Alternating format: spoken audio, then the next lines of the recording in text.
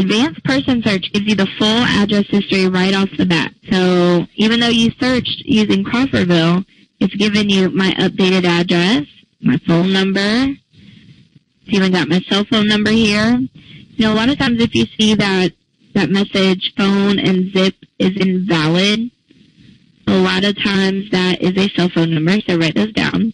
Now this one you can kind of tell is old. That's connected to an address I haven't been at in years. But this one is connected to my current address, so you know, very well could be current. All right, there's a question about the social network report. I said that I couldn't do it on that account, and that's just because this account is on a free trial. Right, so I like advanced person search because even though you may be searching with some old city or old address, it still gives you the updated. Gives you the full address right off the bat. You know, something else cool is that it sorts the people. So if you have a current or a name and it's really common, like mine, it doesn't matter. It still takes them together. This is what we call roll-up. So here I am with all my AKAs, all my addresses. Now the second record is a totally different Morgan. All of her AKAs and addresses, and so on. So what it did was sorted them together. If you did that same search in the person search, it'd be all mixed up. It's a little bit easier to look at. You know, any of these search screens, you can export to Excel. If you want to keep them, you can use this copy button. If you want to just copy the record and paste it or whatever you want to do with it, print it. Or if you wanted all of this page, you can just hit the all link and it's right there on that blue bar, and it takes you can cut and paste all that info. So that's what those buttons are for. Copy all and then export to Excel over here.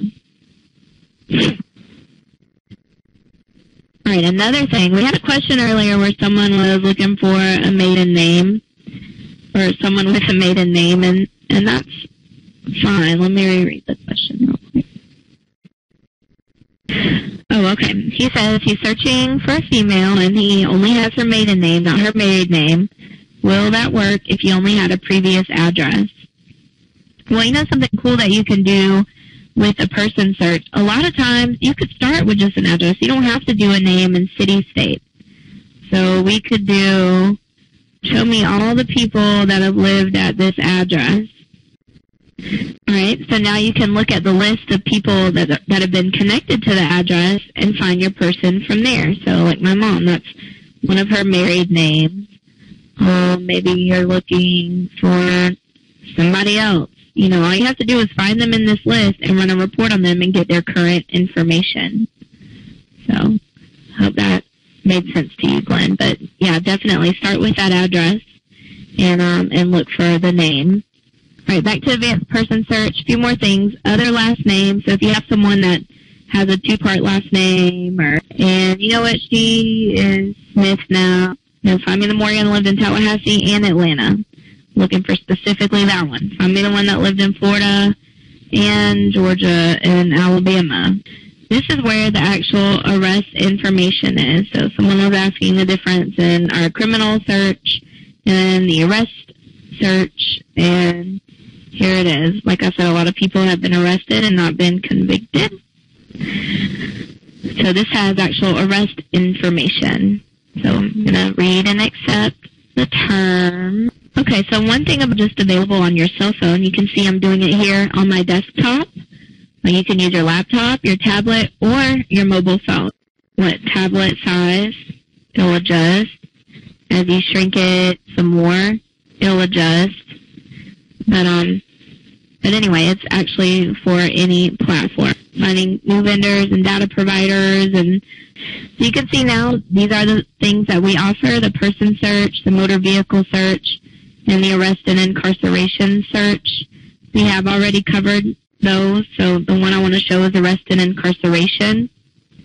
Notice you didn't have to pick a GLBA or DPPA for the arrest and incarceration search, and that's because it's not GLBA. You don't have to have a permissible purpose for that. Now we have general information, so things that you have to do an arrest and incarceration search: last name, first name, and either one of the three, date of birth, social, or driver's license number. So let's get started. The name. All right, so it gives information like this: a booking date, a release date. You can see where she was held, and the types of charges. So sometimes if you are trying to find that person, if you do an arrest and incarceration search, they could very well be in jail or incarcerated.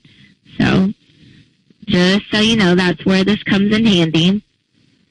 All right, another place where she was arrested in 2011, Largo. Well, we got a hit on her, but she's not currently arrested, so we can't, go pick her up. But soon we're adding a feature to the arrest and incarceration search where you can actually look from a certain day on. So, maybe if you do the search, you don't want this old stuff. Tell me if she's been arrested since May 1st, 2012.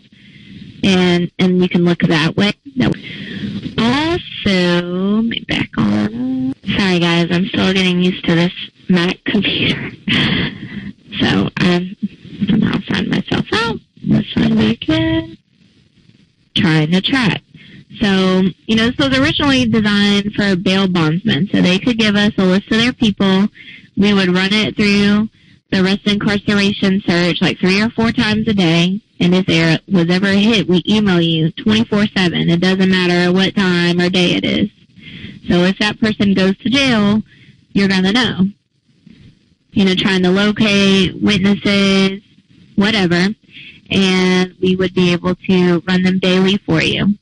So this is, if you want more information on this, you can just fill out. You can also, these are the templates. You have to put the people's information in the template for us, and you can upload it right here.